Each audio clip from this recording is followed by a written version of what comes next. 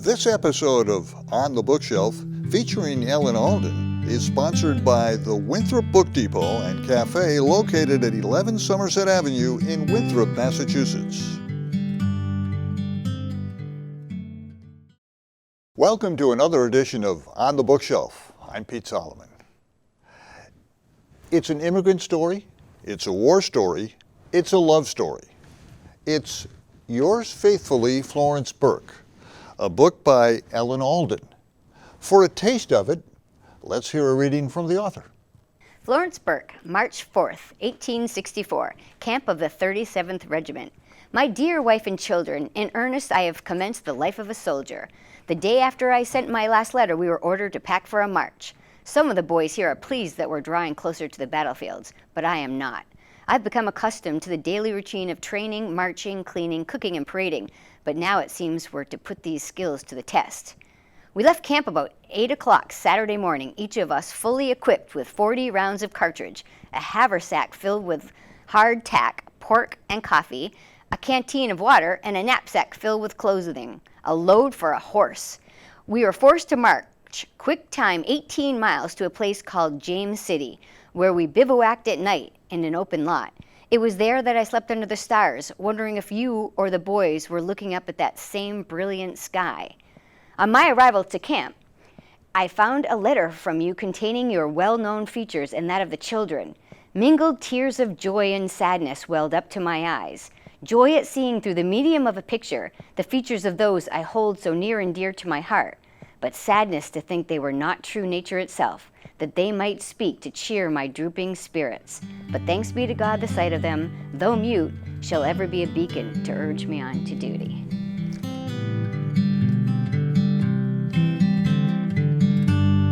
A letter from Civil War soldier Florence Burke to his wife Ellen. This is Ellen Alden, and her 2016 book is Yours Faithfully, Florence Burke. Correct. First thing we learned when we read the book is Florence is a male name. Was I know. that unusual, or was that common in the mid-1800s? Yeah, no, actually, when I went back to Cork, I discovered that it's a really popular name. They call them Flor, or Flory, and there's some famous hurlers, and there have been a whole bunch of people that had the first name. And originally, apparently, it used to be that the first son would be named after the mother. And Florence's mother is Florence, so it makes sense. But I think that they stopped that custom. But yeah, I didn't. It was very hard too when I was trying to find information about, because I kept finding women. Interesting. I guess it was in 2013 that you discovered this box in your attic. Yes. And it contained 19 letters from your great-great-grandfather, Florence Burke, to his wife Ellen and their 3 children. Now, your great-great-grandmother was Ellen, you're Ellen. Is that a coincidence? I really think that, when I found this box, it was in my house. My parents had moved out of New England, and they needed to have space for some of their stuff. And it just so happened that my daughter, who was in 3rd grade at the time, came home and said, I have this project and I need a picture of you from when you were a baby. And I said, I don't have any of those. That's something your parents have. I called my mother and she said, well, lucky you, the albums are up in your attic because we left them there when we moved. So they didn't leave them at either of my sister's house. And I don't know if either of my sisters, if they had found this and they said all the letters were addressed to Ellen, I don't know if it would have been a big a deal. But when I saw those, and I didn't even know who they were from, because my parents had never mentioned this box of letters. They never mentioned that our great-great-grandfather was in the Civil War, that he came from Ireland, the potato famine, none of this stuff. So I think it kind of was fate that I found it, and that, I was compelled just because it was like, oh, who's Ellen? When you were a young girl, could you imagine yourself as a published author or a teacher or either or both or neither? When I was young, I used to write things a lot. So my parents weren't surprised that this was something. But when I first told them that I was going to actually try and just write a novel, they were, they were like, well, you're a pretty good teacher. And I know you've taught about the Civil War, but we'll see how it goes. And, along the way, it's just that I met the right people. I met someone in Ireland who helped me with the historical accuracy for Ireland in the 19th century. And I met somebody who knew about the Civil War, and I retraced everything. So it all they knew I was verbose, but they just didn't know I could actually. No, so actually, no, I didn't think I would. I thought about teaching. I always wanted to be a teacher, but not about being a writer. From the book, which came out of this box, You've had the opportunity to travel around with the book. You've gone as far as Ireland twice. 3 times. 3 times. Yeah. Well, would you say that this box changed the trajectory of your life? Oh, absolutely. You know, finding the letters inspired me in a way that, because I didn't think that writing a full novel would be something I would ever do. I was happy being a teacher. I was happy raising my 3 children. I was on a tennis team. It just came at the worst time, actually. But I was obsessed by these letters, and I think, you know, you would see, and especially from even that one I read, they were so emotional and compelling, and it just really drove me. I really didn't even care about my genealogy or being Irish, honestly, until I found these. And now it's, you know, I've gone to so many genealogy places. So many people have helped me find all these details about my family, and I couldn't be more proud and, you know, excited to find, you know, to trace my lineage. Sure. Let us digress for just a second. You have a very interesting education. You got a degree from St. Michael's in Vermont, but you also went to what I think is one of the most beautiful campuses in the country, Pepperdine in Malibu. Not many people go to school 2,974.9 miles apart. What was that experience like? Oh, it was really wonderful. Well, my husband and I, we had just gotten married. Actually, we moved out to California for his job, and I thought, well, it's right after school. Since I don't really have a job out here, why don't I go and get my master's degree? And I wanted to teach because I have a psychology degree, you know, from St. Michael's. So it doesn't really get you too many jobs per se. So I always knew I wanted to be a teacher. So I was getting that, and I only finished at, I only got the certificate at Pepperdine. Then there was an earthquake, and then I wanted to get the heck out of there, so we came back, and I finished up at Merrimack. Now, where did your love of history start?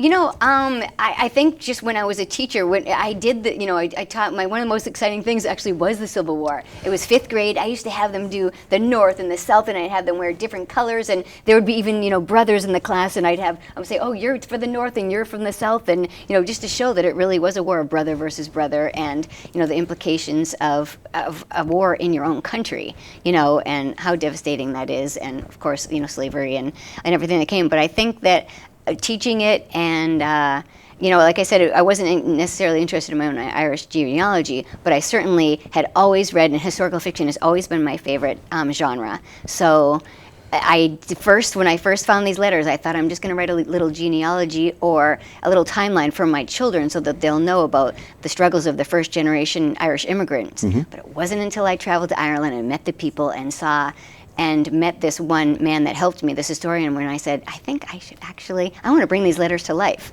I want to put thoughts into the characters, and if I can find someone that can help me to make sure that every word and, you know, food and stuff is accurate, then that's what I'm going to do. It's obvious that great research went into this book because you teach us so much about life, first through the terrible famine in Ireland. Do people in this country really understand what that was like when you talk about the book? You know, there's so many Irish Americans where I've been going, especially because they're the ones who want to hear the book. Sure. So, you know, South Boston and, you know, all the places. So they are interested and they know about, you know, some of their great-grandparents came from too.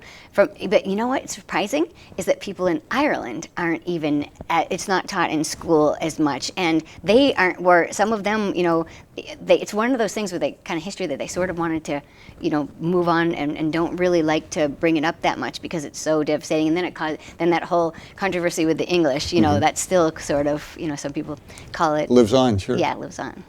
Now, the book, Yours Faithfully, Florence Burke, really is in 3 elements if you consider the famine that created a situation where Ellen and her family had to move.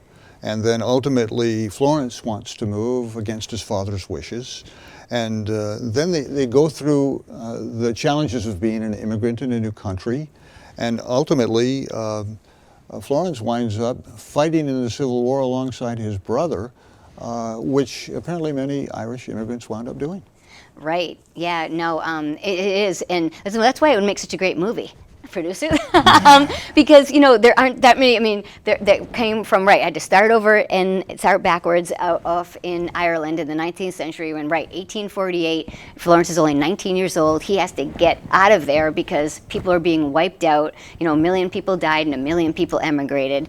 And then I think another part of the book that's, you know, really poignant is the trip over, the coffin ships as they were called, because so many people died on their way over, including a principal character, including Mass, Ellen's mother, and there's no choice but to pitch them over the side, and that was just really very, very sad. And then New York City, when he got there, was unfortunately where the Irish went with the slums. It was Lower Manhattan, called 5 Points, and it was just, here they are, at least in Ireland, it's green and it's right on the coast and it's beautiful and it's not crowded. Imagine your first look is you get off the boat in New York City, and then you walk a few steps and you see how beautiful it is, and then you keep going to where the Irish are, and it just gets worse and worse, and you enter the slums with sewage all over the sidewalks and brothels, and it's just rough. You talk about the possibility of a movie. This is a wonderful love story. First of all, here's Florence and Ellen, and they have a love,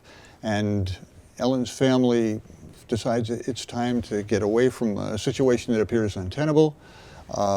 Florence, because of his father's wishes, stays, and Ellen wanted so badly for Florence to say, "Stay here with me." Right. But he never does. Right. So he sets out, crosses the sea, and as you said a moment ago, just getting passage wasn't enough. You had to survive the trip, and it was a challenge for both families. Right.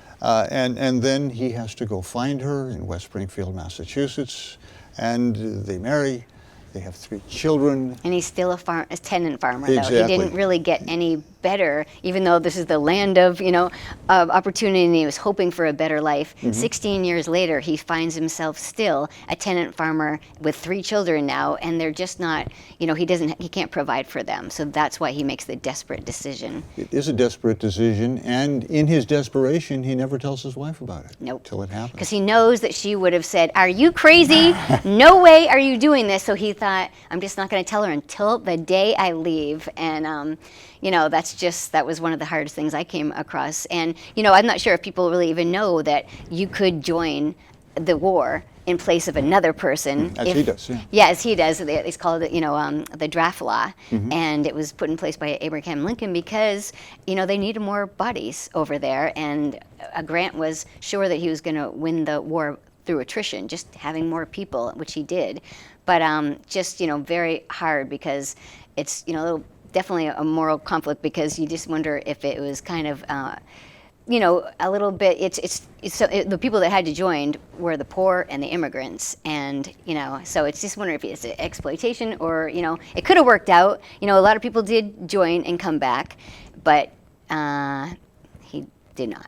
One of the interesting things about the book and exactly how you wrote it was you can write in the first person, you can write in the third person. You wrote in 2 first persons. Right. And this is my first book, too. So, people have asked about that, what, and my father, who's an English teacher, and he's like, you're going to get caught, at some point, it's not going to work. And he said, somehow you did it. You didn't get stuck, because, when you don't do it in the third person, he was afraid I couldn't have ideas from other people. But this is the way it came to me. And I don't know if it was Ellen putting it through me, but this is the way it came to me. This is the way, and when I worked with this editor who was brutal, by the way, New York City editor, and it took, so the whole thing took a year to research, a year to write, and a year to rewrite with this very tough woman who was extremely objective, which I know they're supposed to be, but I wasn't prepared for it. They're just really, really, really honest. And, she just be like, crap, get rid of 3, 4, and 5. But she really did help put it together in a better way. And she was surprised, too, that it worked. And she thought that I could talk with, like, the woman, and it was good enough that it was with the man. Because I guess sometimes when you try and do, especially a man and a woman, it sounds too much alike. But she thought I pulled it off. Florence is more formal in his speech and in his writing of his letters. Ellen is more expansive. And so they're 2 completely different people written in 2 completely different ways. And we've all read books that were written in the mid-19th century. This one really captures the feeling and the expressions they use, and there were a lot of little I things. used 90% of, actually probably like 95% are just verbatim from the letters, because the letters already told the whole story. Sure. I based the whole, everything that happened, everything about someone saying that she might have been cheating on him, Yes. or I couldn't make this stuff up, and that someone was stealing their hay. All this stuff was in the letters, so it was pretty incredible that the story was already written. All I had to do was, write the parts around it. But I had had to add 5%, creative license because just to make sure that the chapters flowed. Oh, interesting. I didn't want to do any, but the editor was just like, nope, you got to make sure that it flows. Because if it doesn't flow, no one's gonna, it's gonna be too choppy. Well, the secondary characters are very interesting too. For instance, Ellen and Florence have 2 sons, and they're as different as an older child and a middle child, which is essentially, that's what they are. They have a young sister. And I thought that was great. I suspect that your parenthood had something to do with being able to... I based it completely on their personalities. I mean, because the oldest son is so serious, and Sure. my second son is a goofball. So it was perfect that I could, when I was writing it, my kids were just a few years younger. Another thing that was great is, I don't know if you remember the big snowstorm in the book, but it happened to be the year that, remember, we just got pounded. It was 4 years ago, I think. Remember, it just snowed, and I lived in Andover in a barn, an old restored barn. So I would turn off the electricity as soon as my kids would leave for school and get my candles out and just be freezing. Wow. And, but all of a sudden at 3 o'clock when they came home, I had to revert back to, so it was very hard, but I thought this is the best way for me to be able to talk about that time. It's interesting that in life today we talk so much about the role of women. And the role of women at this time period was completely different. They were subservient, and it was way before suffrage. And in fact, you mentioned this in the book, you can't even vote if you don't own property. But Ellen is remarkable in the respect that she's smart, she's resilient, she's resourceful, she has these 3 children, she gets some help from her sister, and I thought the secondary characters were good too, the sister and Florence's father and Florence's brother, and that's, I think, had a lot to do with the flow of the story. Well, good. And did you like the brother? Because Yes. the one with loose morals? Yes. Yeah, so next I'm going to I'm glad you said that, not me. I'm going to be writing a book about him and how he gets caught up in Tammany Hall with his wife, Bridget. Yeah. Oh, good to know. You just answered my last question. Oh, okay. in the middle of our visit. You talked about your research. How did you do it? Where did you go? So, I literally, I think, found these in March, and by June, I already had a trip. As soon as my kids were out of school, I'm like, guys, we're going on vacation. And they're like, great, where? We've never been to Europe. And I said, Ireland. And they're like, oh. They thought, it wasn't a particular place that they would think. Sure. We had the best time.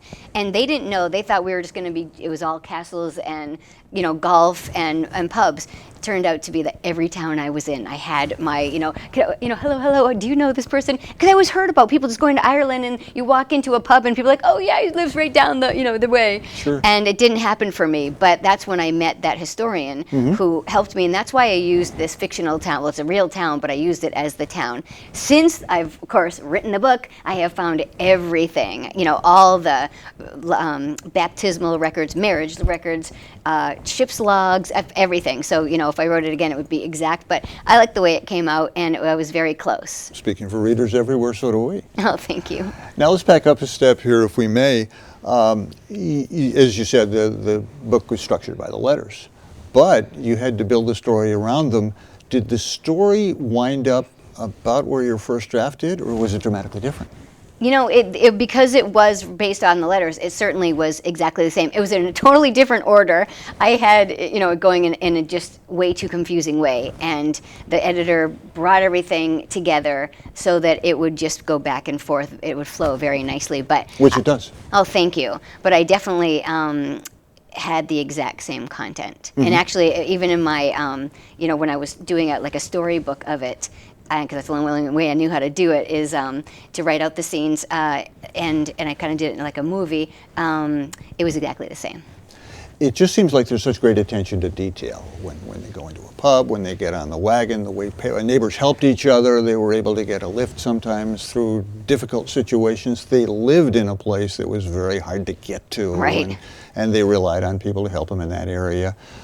Is that all a product of your imagination or your research? No, and in the letters, Florence, he was really trying to help his family out, but he did forget about a roadway to town. Meanwhile, she's got two kids and a baby, and they don't have a roadway to the major town. And of course, they don't own a horse or a horse and buggy or anything like that. So That was all true, and the neighbors all helped. It's true. Everything that I wrote about that it was the neighbors and that lawyer that helped him get the deed, Matthew Rooney, and John Sheehy was one of the neighbors that really helped. Those are all names that came from the actual letters. We talked about this a couple of times during the course of our conversation, but I think maybe we should sort of underscore the great decision that Florence is faced with. He's a tenant farmer. He's very good at what he does. It's not that he dislikes the person he works for. They have a good relationship. Right. But he feels to be an American, he needs to own something.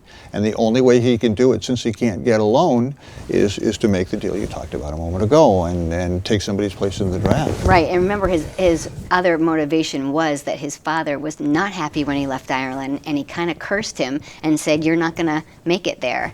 And he really, really, really wanted to become an American, which meant owning land, just to prove his father to his father that no, I can do this. And that was, I think, a huge motivation and drive. And also, I think, in their town, to become a patriot and to get a respect. You join the war and you automatically get that. Sure. He also thought it was the end. It was 1864, and he really did think that it was winding down. And so that's, in the newspapers it was saying that Lee was running out of people and weapons and stuff. So that's, it's really too bad that when, he thought that when he got there, and it turned out that, General Grant came in March and he joined in January. So it only escalated instead of winding down. So he saw some of the worst battles, actually. You took your book, as we said a moment ago, through New England, as far as Milwaukee. You went across, now I know, 3 times to Ireland. Yeah. Was the reaction different from Irish Americans than it was from Irish?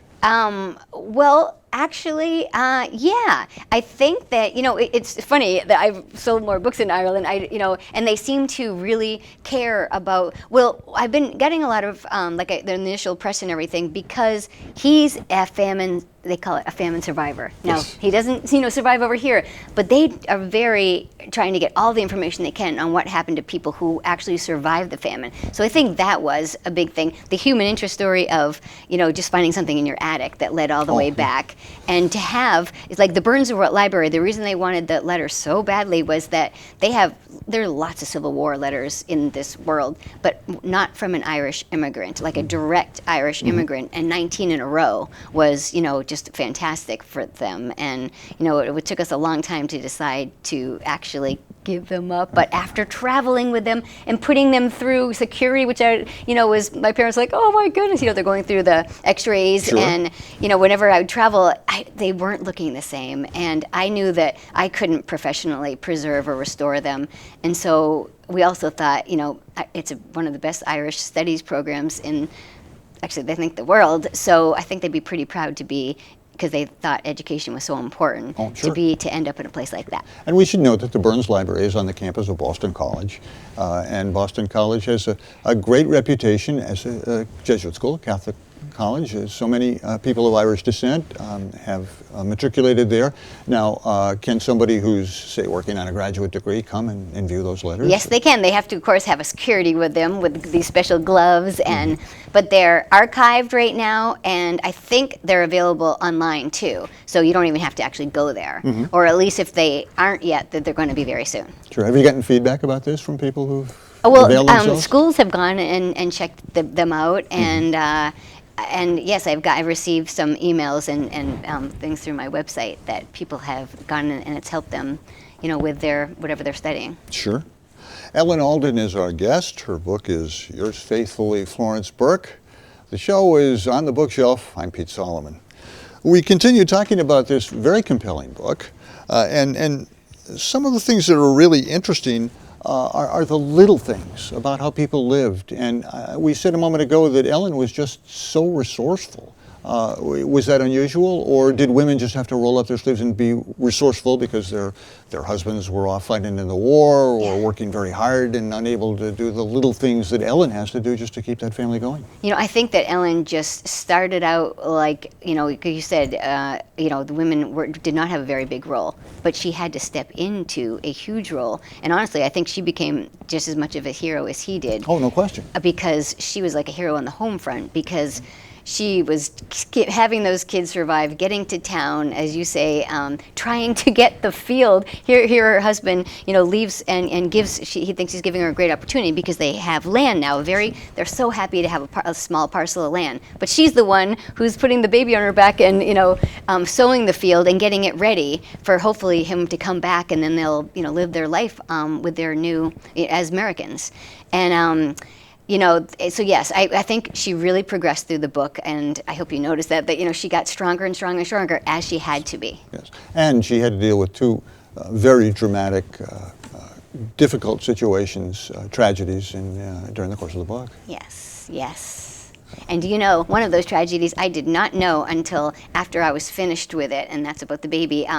But my mother found one last letter in her basement and said, "Oh, I have to sit down. I got to tell you about this." And I debated whether I could put that in, and then I said, "Of course I have to." Well, but it was really hard to write it in. I'm sure it was difficult to write. It was difficult to read, but it's so integral to the story of the book because Ellen is fighting for not only her family's survival, but her own survival. She's working so hard, and there's a point where her sister comes, leaves her successful dress store to come and give her a hand. And her sister has a different kind of personality, as many sisters do. Right. And you know what? At that point in the book, too, I thought we needed a little bit of lightness. So that is also why I just gave her, she definitely added, she had a great big personality, and she was pretty good with the bow and arrow. Mm-hmm. And Yes. and she really just gave a little punch, and I think the whole family needed a little bit of a spark to get through that winter.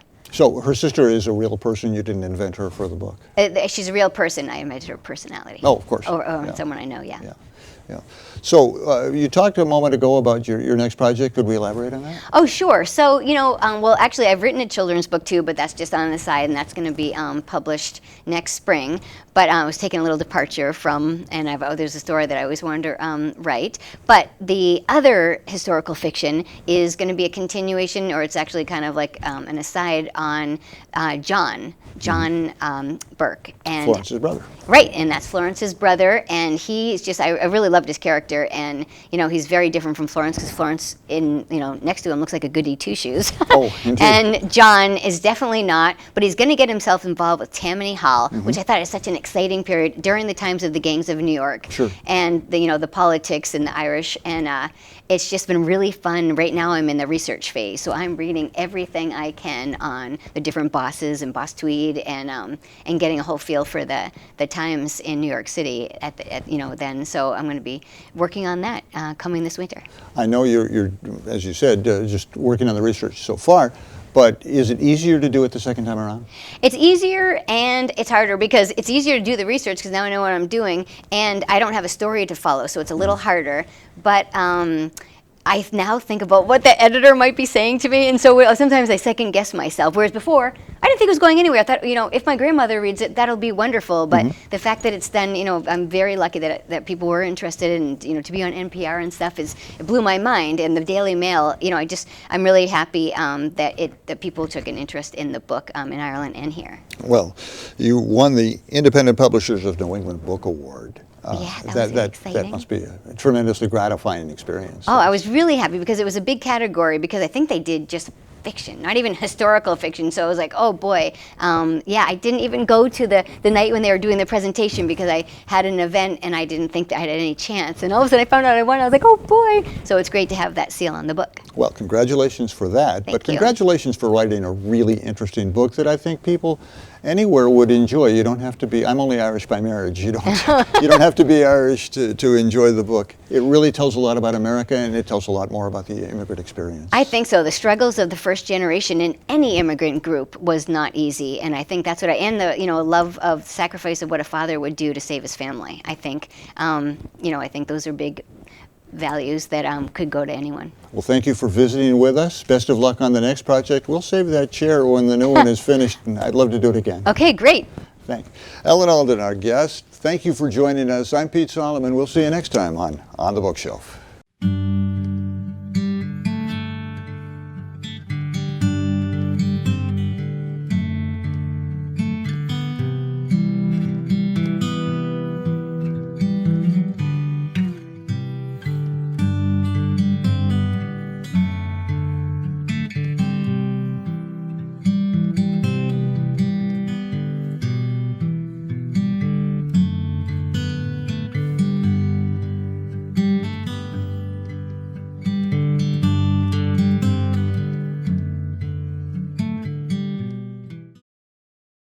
This episode of On the Bookshelf, featuring Ellen Alden, is sponsored by the Winthrop Book Depot and Cafe located at 11 Somerset Avenue in Winthrop, Massachusetts.